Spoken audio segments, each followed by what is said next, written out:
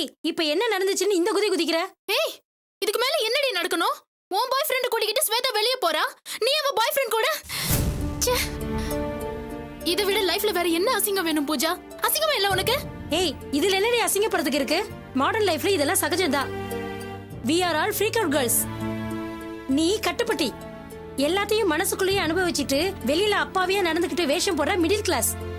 அதான் உனக்கு அசிங்கமா தெரியும். ஏய் என்ன மிடில் கிளாஸ்னு சொல்லிட்டு நீங்க பண்ற தப்பை எல்லாம் நியாயப்படுத்திட்டு இருக்காதீங்க. என்னமோ இதெல்லாம் சகஜம்னு சொல்லிட்டு இருக்க. அப்போ எதுக்குடி கௌதம் ரொம்ப பொசசிவ், அவன் கிட்ட போய் எதுவும் சொல்லாதன்னு தீபக் கிட்ட சொல்லிட்டு இருந்த? சொல்லு. என்னதான் ஃப்ரீக் அவுட்டா இருந்தாலும் உள்ளுக்குள்ள பொசசிவ்னஸ் இருக்குல்ல. அதான்டி நம்ம கல்ச்சர். அது எல்லாத்தையும் கேவலப்படுத்திட்டு என்ன வந்து இங்க குத்தம் சொல்லிட்டு இருக்காத நீ. ஏய் நாங்க ஐஃபை பீப்புள். எங்களுக்கு இந்த கற்பு பண்பாடு கலாச்சாரம் எக்ஸெட்ரா எக்ஸெட்ரா அது மேலெல்லாம் நம்பிக்கை இல்லை. நாங்க எங்க இஷ்டப்படிதான் வாழுவோம். அத கேட்க நீ யாருடி? ஏய் நான் உன் ஃப்ரெண்ட் பூஜா. நான் உன் கூட இங்க ஸ்டே பண்ணிட்டு இருக்கேன். உன் வாழ்க்கையில எனக்கு அக்கறை இருக்க கூடாதா? நான் உன்னை எதுவுமே கேட்க கூடாதுடி. யாருமே எங்களை கேள்வி கேட்க கூடாதுன்றதுக்காக தான் நாங்க வீட்டை விட்டு வெளியே தங்கியிருக்கோம். நீ பெருசா பாட்டி மாதிரி அட்வைஸ் பண்ற? ஆமாடி நான் பாட்டி தான். நான் அப்படிதான் பேசுவேன். எங்க வீட்ல என்ன அப்படிதான் வளர்த்திருக்காங்க. எனக்கும் மாடர்னா இருக்கணும்னு ஆசைதான். எத்தனையோ பாய் ஃப்ரெண்ட்ஸ் கூட நானும் ஊர் சுத்தி இருக்கேன். ஆனா இது வரைக்கும் எவனும் அனாவசியமா என் மேல கை வச்சது இல்ல தெரியுமா? நான் அந்த அளவுக்கு டிசிப்ளினா பழகிட்டு இருக்கேன். ஆனா நீங்க மாடர்ன் லைஃப் ஹைடெக் பீப்புள்னு நீங்க அடிக்கிற கூத்தெல்லாம் பாத்துக்கிட்டு இங்க சகிச்சுக்கிட்டு என்னால இருக்க முடியாது. இது மாடர்ன் லைஃப் இல்லடி, காட்டு மிராண்டி தானோ. நீங்களா ஜீன்ஸ் போட்ட காட்டு மிராண்டிங்கடி. வாய மூடி. எங்களை காட்டு மிராண்டி சொல்லிக்கிட்டு நீ எதுக்கு எங்க கூட இருக்கணும்? உனக்கு பிடிக்கலனா உன் ரூம் கதவை சாத்திக்கோ. அதுவும் பிடிக்கலனா வீட்டை காலி பண்ணிட்டு ஏதாவது ஆசிரமோ மரத்துல போய் சேர்ந்துக்கோ. அதை விட்டுட்டு எங்க லைஃப்ல நீ இன்டர்ஃபைர் பண்ண வேண்டாம். Bloody middle class.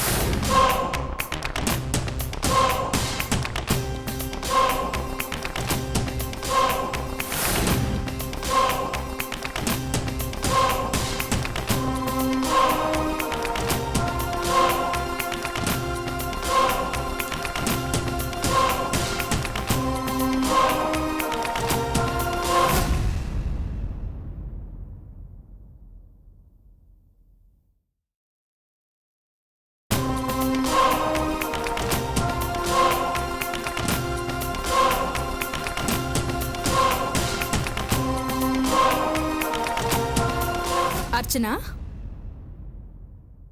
என்ன நீ விளக்கு போட்டுட்டு இருக்கியா?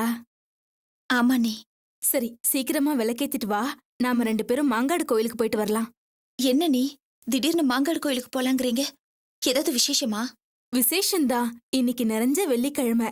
அம்மனை தரிசனம் பண்ணா ரொம்ப விசேஷம்னு சொல்லுவாங்க. இது வரைக்கும் நாம 2 பேரும் சேர்ந்து எங்கேயுமே வெளியே போனதில்ல. உனக்கு வேற கல்யாணம் ஆக போகுது. இந்த நாள்ல உன்னை மாங்காடு அம்மன் கோயிலுக்கு கூட்டிட்டு போனா உனக்கு அமைய போற வாழ்க்கை நல்லபடியா அமையும். அதனாலதான் கூப்பிடுறேன், வாமா. அம்மா இன்னைக்கு நீங்க ஆபீஸ்க்கு போலையா? ஹாஃப் டே லீவ் போட்டிருக்கேன். மத்தியானத்துக்கு மேல போய்க்கிறேன், வா. அம்மா கிட்ட சொல்லாம எப்படி அண்ணி? என்ன அர்ச்சனா, நான் அத்தை கிட்ட பேசிக்கிறேன், நீ வா போலாம். ஒரு நிமிஷம் இருங்க அண்ணி, வந்துடுறேன். சரி.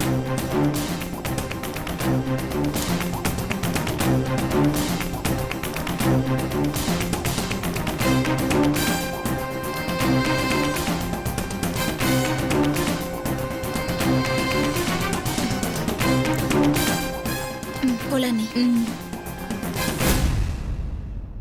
அப்பா என்ன விலை விக்குது ஒவ்வொன்னா. இத்தனோண்டு கீரை கட்ட 5 ரூபாங்க. அத்தை, நானும் அர்ச்சனாவும் மாங்காடம்மன் கோயில் வரைக்கும் போயிட்டு வந்துடுறோம். என்னம்மா திடீர்னு மாங்காடு கோயிலுக்கு? அர்ச்சனாவுக்கு அமைய போற கல்யாண வாழ்க்கை நல்ல சிறப்பா அமையணுங்கிறதுக்காக தான். அதுவும் இல்லாம கோயில்ல இன்னைக்கு 1008 விளக்கு பூஜை நடந்துகிட்டு இருக்கு. அதுல கலந்துக்கிட்டா ரொம்ப விசேஷம் அத்தை. ஆமாம்மா, விளக்கு பூஜைனாலே விசேஷம் தானே. ஆமா, நீ இன்னைக்கு ஆபீஸ்க்கு போல? அரை நாள் லீவ் போட்டிருக்கேன். மத்தியானத்துக்கு மேல போய்க்கிறேன் அத்தை.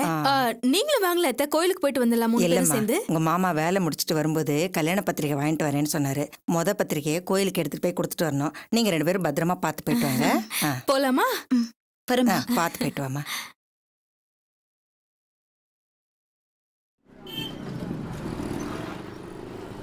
அண்ணி, அர்ச்சனைக்கு தேங்காய் பூ பழம்லாம் இங்கே வாங்கிக்கலாமா? அதெல்லாம் கோயில் பக்கத்திலே வாங்கிக்கலாம். ஆட்டோல போயிடலாம்.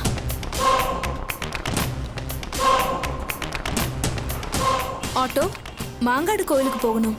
போலாமா?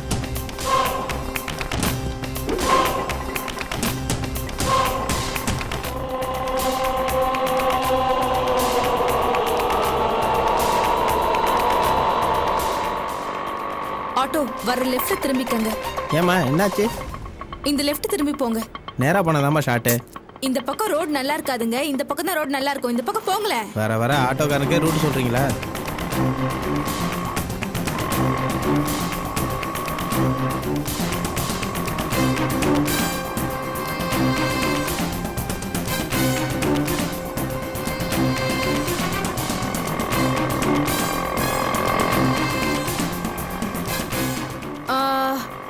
அந்த லெஃப்ட்ல போங்க. லெஃப்ட்ல போங்க. இந்த லெஃப்ட்ல போங்க. போங்கன்னு சொல்றேன்ல.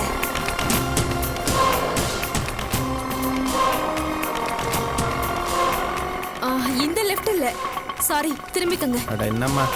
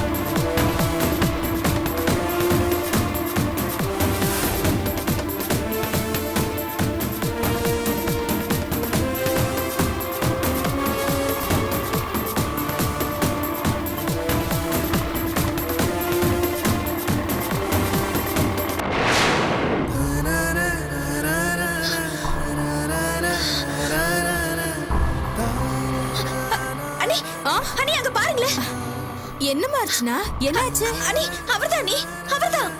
அவரா? எவரு? அதான் நீ மாப்ள மெக்கானிக் ஷெட்ல அழுக்கு பணியனோட வேலை பார்த்துட்டு இருக்காரு. டிரைவர், வண்டி நிறுத்து. அர்ச்சனா, நல்லா பாத்தியா? செல்வன் தானா? ஆமா நீ, அவரேதான். நான் நல்லா பார்த்தேன். சரி சரி சரி. டிரைவர், நேரா போய் அந்த மெக்கானிக் ஷெட் எதிர்க்க வண்டியை நிறுத்துங்க. டென்ஷன் ஆகாத.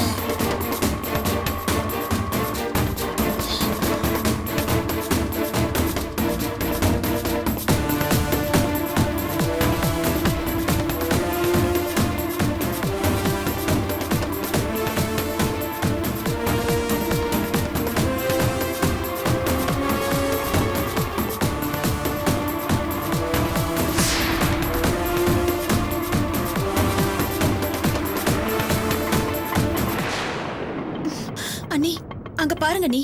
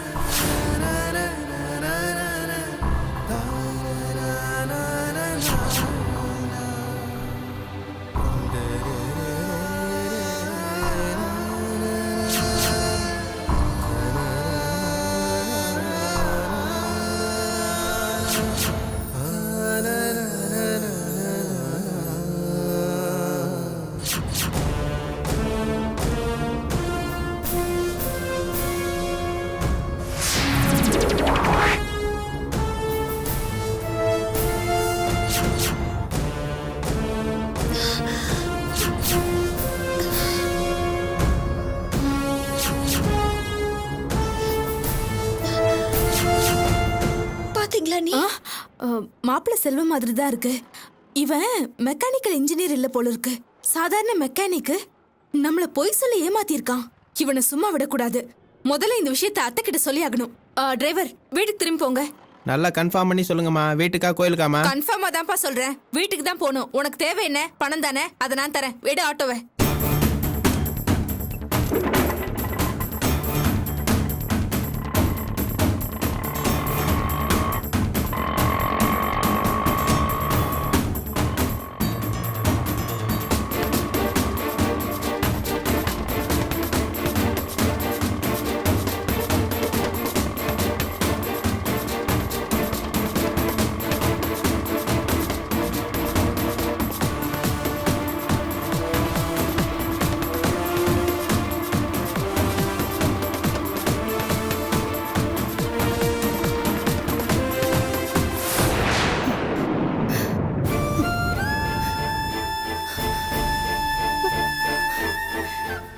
நல்லா பாத்தீங்களாம்மா?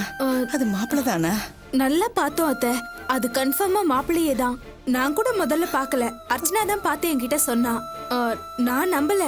சந்தேகப்பட்டு ஆட்டோவை திரும்ப சொல்லி போய் பார்த்தோம். அழுக்கு பனியனோட கன்ஃபார்மா நம்ம மாப்பிள்ளையே தான் அத்தை. அத பார்த்த உடனே எனக்கு கையும் ஓடல காலும் ஓடல. இந்த விஷயத்தை எப்படியாவது உங்ககிட்ட சொல்லி ஆகணும்னு கோயிலுக்கு கூட போகாம அப்படியே வீட்டுக்கு திரும்பி வந்துட்டோம் அத்தை. ஐயோ கடவுளே. அம்மா, அம்மா,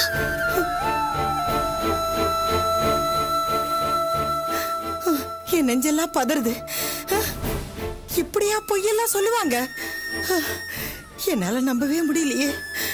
கடவுளே, பட்ட கல்லையே படுன்னு சொல்ற மாதிரி என் பொண்ணு கல்யாண விஷயத்துல மட்டும் ஏன் இப்படி சோதனை மேல சோதனையா வருது? நல்ல இடம் நம்பிதானே நம்ம எல்லாம் ஏற்பாடு பண்ணிட்டு இருக்கோம். கடைசி நேரத்துல வந்து இப்படியா வந்து ஒரு இடி விழணும்? ஐயோ கடவுளே.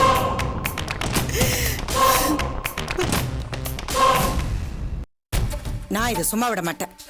எப்படி எல்லாம் நடிச்சு நம்மளை ஏமாத்திருக்காங்க. எதுக்காக இப்படி ஒரு நாடகம் ஆடி என் பொண்ணு வாழ்க்கை கெடுக்க பார்த்தேன்னு அவனை நோக்க பிடிக்கிற மாதிரி 4 வார்த்தை கேட்கணும். நீ வா, வந்து மெக்கானிக் ஷர்ட் காடு. வா. அவசரப்படாதம்மா. அப்பா வந்துட்டோம். நீ போய் பேசி ஏதாவது பிரச்சனை ஆயிட போகுது. ஏய், குடியே முழுகி போச்சு. அப்புறம் பிரச்சனை வந்து என்னடி ஆக போகுது? நீ வா. ஐயோ அத்தை, அத்தை, என்ன அத்தை, நாமெல்லாம் பொம்பளைங்களா போய் பேசினா அவ்வளவா நல்லா இருக்காது. கொஞ்சம் பொறுமையா இருங்க. மாமா வந்துட்டோம். அப்புறமா என்ன இதுன்னு பேசிக்கலாம். சரி, முதல்ல உங்க அப்பாவுக்கு போன போடு. போடுறி, போய் உங்க அப்பாவுக்கு போன போடு. போ, போடு, போடு, சீக்கிரம் போடு.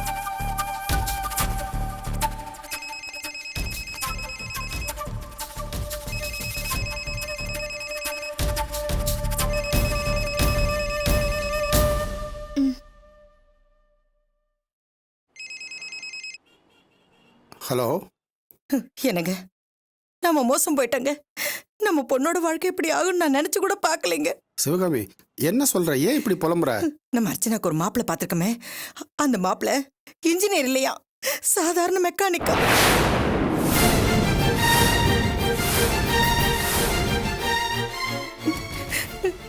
நான் ஆசைப்பட்ட மாதிரி என் பொண்ணோட வாழ்க்கை அமைஞ்சிருக்குன்னு நான் ரொம்ப சந்தோஷப்பட்டுக்கிட்டு இருந்தேன். என் ஆசையில மண்ணள்ளி போட்டுட்டாங்கங்க. அவங்கள நம்ம சும்மாவே விடக்கூடாதுங்க. இப்பவே போய் என்ன ஏதுன்னு கேட்டுருங்க. நீங்க உடனே புறப்பட்டு வாங்க. இரு, இந்த விஷயத்த உனக்கு யார் சொன்னாங்க? எப்படி தெரியும்? ஜெயந்தியும் அர்ச்சனாவும் நேர்லயே பாத்துட்டு வந்திருக்காங்க. எனக்கு ரத்தம் எல்லாம் கொதிக்குதுங்க. நீங்க உடனே புறப்பட்டு வாங்கன்னா வாங்கல. அங்கே இருந்துகிட்டு எல்லா கேள்வி கேட்டுட்டு இருக்கீங்க. நீங்க வாங்க. சரி, நான் உடனே புறப்பட்டு வரேன். அது வரைக்கும் நீ கொஞ்சம் பொறுமையா இரு. என்னால பொறுமையெல்லாம் இருக்க முடியாது. சீக்கிரம் வாங்கன்னா வாங்க. சும்மா பேசிட்டு.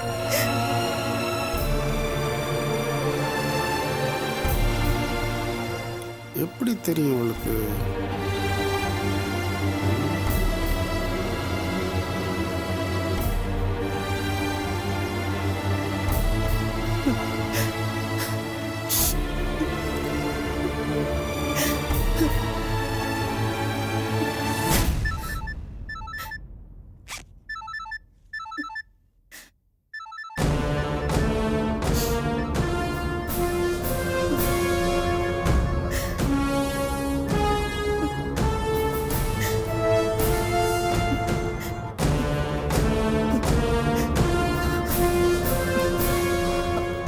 சொல்லுங்க மாமா. எப்படிம்மா எப்படி எப்படி இந்த விஷயம் வெளியில தெரிஞ்சது? அர்ச்சனாவை எதுக்காக மாப்பிள்ளையோட ஷெட் பக்கம் கூட்டு போனேன்? நான் ஷெட்டை கூட்டிட்டு போல மாமா. நானும் அர்ச்சனாவும் மாங்காடு கோயிலுக்கு போறதுக்காக ஆட்டோல போயிட்டு இருந்தோம். ஆட்டோக்காரன் அந்த ஷெட் வழியா போயிட்டான். அப்ப அர்ச்சனா மாப்பிள்ளைய பாத்துட்டா. உடனே கோயிலுக்கு கூட போகாம நேரா வீட்டுக்கு வந்து அத்தை கிட்ட எல்லா உண்மையும் சொல்லிட்டா மாமா. என்னம்மா அது? மாங்காடு கோயிலுக்கு போனீங்க சரி, எதுக்காகம்மா மாப்பிள்ளை ஷெட் வழியா போனீங்க? ஷார்ட் கட்டுன்னு ஆட்டோக்காரன் தான் அந்த பக்கம் கூட்டிட்டு போயிட்டான். மெக்கானிக் ஷெட் அந்த பக்கம் தான் இருக்குன்னு எனக்கு தெரியுமா மாமா? சத்தியமா தெரிஞ்சிருந்தா கண்டிப்பா கூட்டிட்டு போயிருக்க மாட்டேன். இந்த உண்மை உங்க அத்தைக்கு இவ்வளவு சீக்கிரம் தெரியும் நான் எதிர்பார்க்கவே இல்லையம்மா. இப்ப அவளுக்கு நான் எதை சொல்லி எப்படி சமாளிக்க போறேன்? அதான் மாமா எனக்கு ஒண்ணும் புரியல. இந்த ஏற்பாட்டை நான் தான் செஞ்சேங்கிற உண்மைய தயவு செஞ்சு அத்தை கிட்ட சொல்லிடாதீங்க மாமா. என் வாழ்க்கையே வீணா போயிடும். என் வாழ்க்கை இப்ப உங்க கையில தான் மாமா இருக்கு. ப்ளீஸ் மாமா, நீங்க தான் எப்படியாவது சமாளிக்கணும். சரிம்மா, நீ கவலைப்படாத, நான் பாத்துக்கிறேன்.